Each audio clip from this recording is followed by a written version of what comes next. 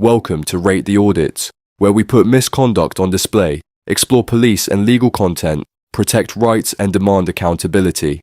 This episode is brought to us by Reggie Photo. Be sure to check the link below and subscribe to his channel and give him the credit he deserves.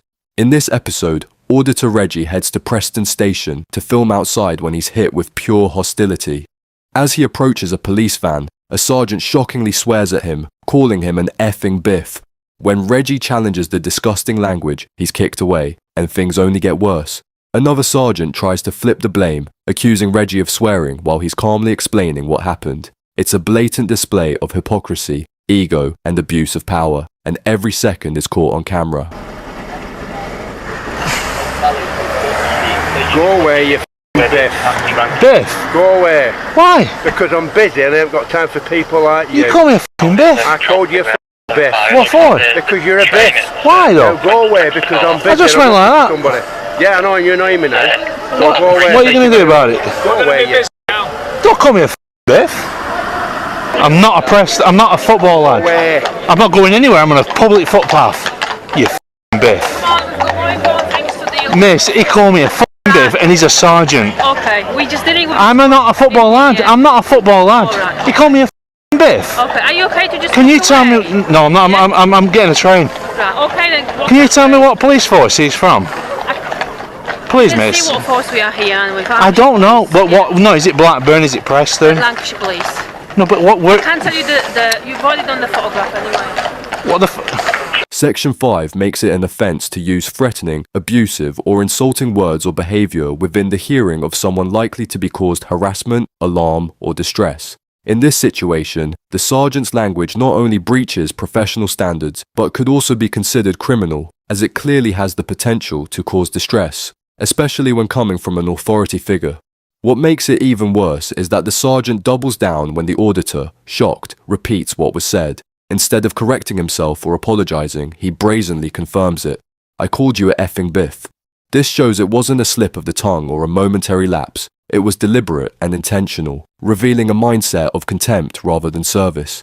An officer using language like this not only damages public trust, but also violates the College of Policing's Code of Ethics, which demands that officers act with respect, courtesy, and impartiality. The fact that this comes from a sergeant, someone expected to lead by example, makes it even more disgraceful. We're just dealing with... I know, but you weren't dealing with anybody when I was at the side of the van. Okay. He called me a f***ing biff. Why? Come on, just talk to the police. I've had a very, very long day. Yeah. I'm very busy. I'm very tired. Yeah. I've still got a long time to go on this shift. And Yeah. the last thing I need is people like you coming to the side of my police van, pulling stupid faces when I've got stuff to do. I am a very busy man. Clearly, Can I pull stupid if you wish faces? to make a complaint about me, fill your boots. But I've had enough. What and I need station you are to go what away station are you based at? now. Blackburn. Blackburn. Yes. All right. Right. Thank you very much. You've had your fun now. Please, will you leave? No, me I'm catching a train. Right. Well, go and get a train then. Serious, Constable? Yeah. Are you a sergeant? Yes. Go and get a train. If you want a train. That's unwanted contact, that. You're going to finish with getting arrested. You're At the end of the day, but he's a police officer. I don't want to get arrested. No, I know. Go then, just go. Stop pushing me in my back, please. I'm not a football fan. I'm not a football fan. Walk to the train station. Sergeant, that is pure that. There's no need for this, isn't it? That is pure that. What he did to me then. The situation becomes more concerning when the sergeant escalates to physically pushing the auditor away. Officers are required to ensure that any use of force is reasonable, necessary, and proportionate. In this case, the auditor was neither physically aggressive nor posing any threat. He was merely questioning the sergeant's inappropriate language. Pushing someone in this context could be interpreted as common assault under Section 39 of the Criminal Justice Act 1988, making the sergeant's reaction an overstep of his authority. The most telling part of the encounter is the sergeant's dismissive remark, "If you wish to make a complaint about me, fill your boots." This statement reflects a sense of immunity that some senior officers develop, as if rank somehow shields them from consequences. Instead of recognizing his misconduct or attempting to de-escalate, the sergeant shows indifference to accountability, displaying a mindset that higher rank justifies abusive behavior. Walk to the train station. Did you witness the pushing? I've not witnessed any pushing, no. You didn't witness the No, pushing? we're just removing you from the area because we... I'm going on a train. I'm going on a train. But why are you not walking? Come on. Why would he use that language to me though? Come on. Please, miss. Come on. You are currently live to hundreds of people, sir. Your behaviour towards police officers today has been nothing but disgraceful. Disgraceful? I've got it all on record. I've got it all on record. I got it all on record. What did I swear? Did I swear or anything like that to you, sir? What did I swear? Pull in a face? When we're very busy people. Pull in a face? You committed a public order offence. You called me a biff. Did you call me a biff? Did you call me a biff? Pull a face. That's what I do to kids. That's what I do to kids. You call me a biff, and I've got it all on camera. Sergeant 75, you will be disgraced, sir. The sergeant's excuse for his behaviour is almost laughable, claiming that the auditor's making faces justified swearing and pushing is both childish and legally flawed.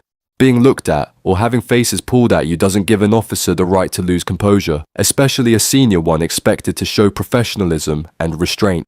The irony is even sharper when the sergeant accuses the auditor of disgraceful behaviour. The auditor remained vocal but non-violent, while the sergeant repeatedly swore, physically pushed him, and then doubled down instead of apologising. If anyone acted disgracefully, it was the sergeant, not the auditor. This blame shifting is a clear attempt to deflect accountability.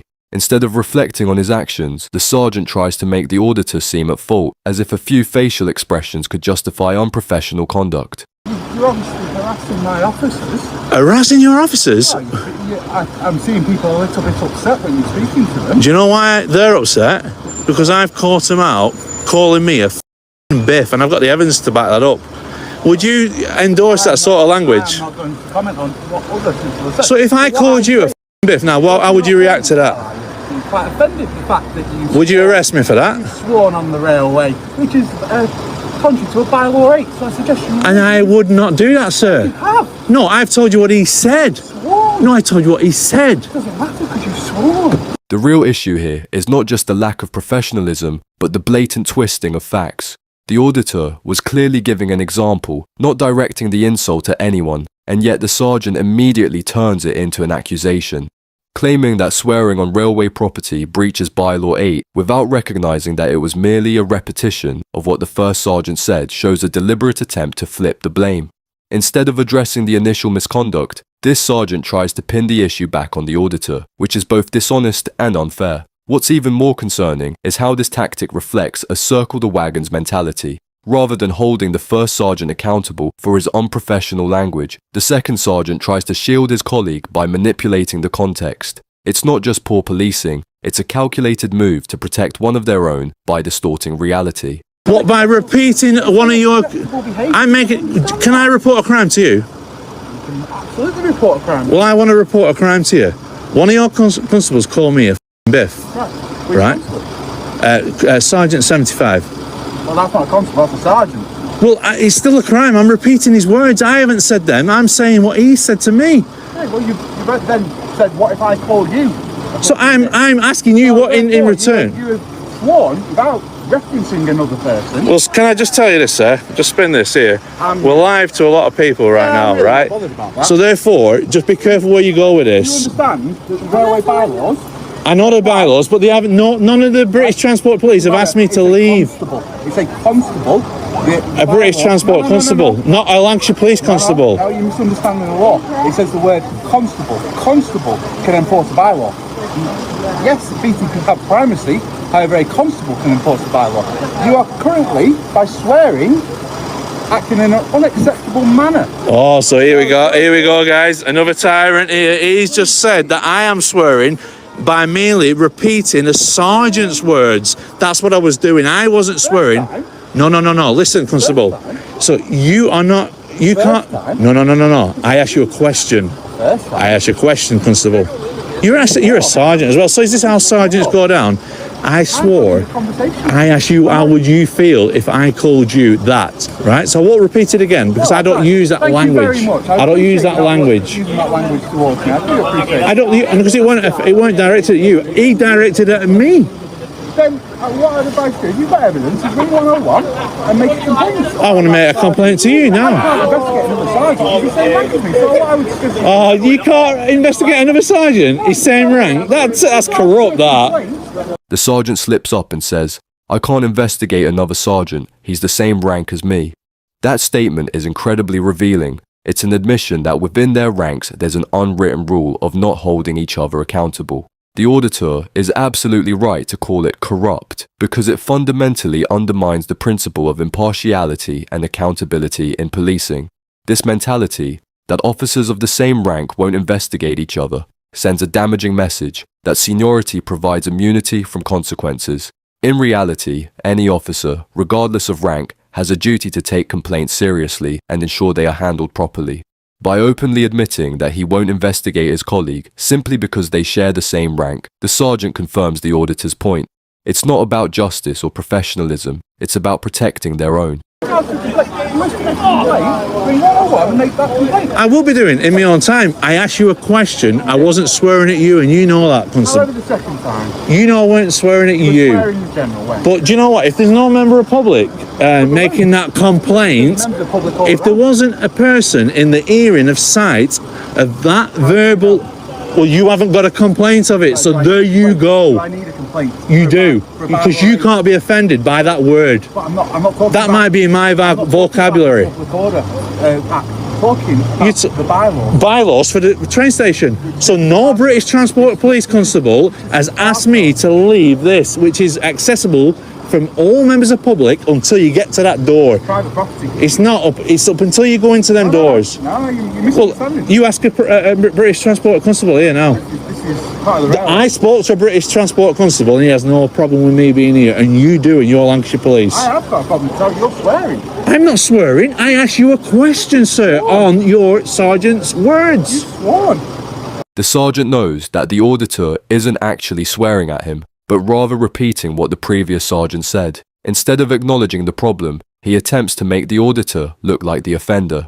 It's a deliberate tactic to muddy the waters, making it seem like the auditor is being disruptive when in reality, he's just holding them accountable.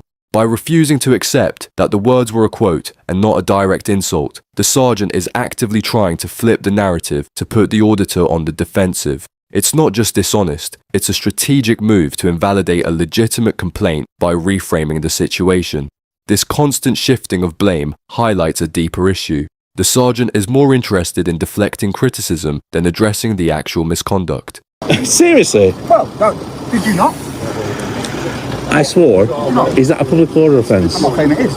Have I said that?